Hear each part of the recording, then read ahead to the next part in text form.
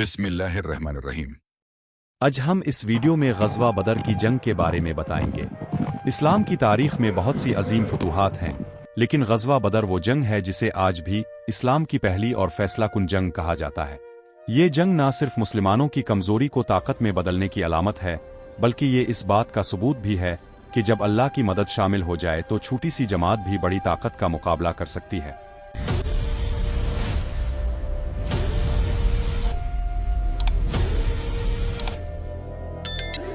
मक्का में मुसलमान कई सालों तक जुल्म सहते रहे।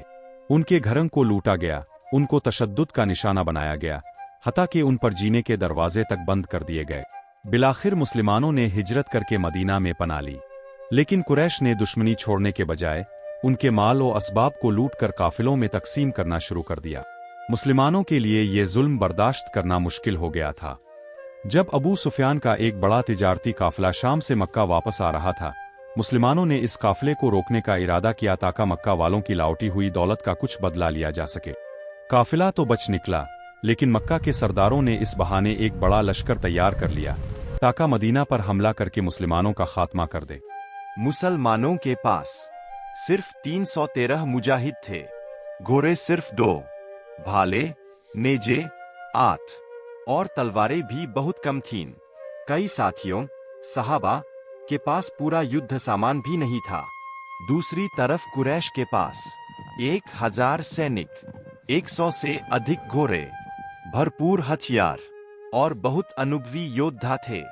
जाहिर तौर पर यह मुकाबला बिल्कुल असंभव दिखाई दे रहा था।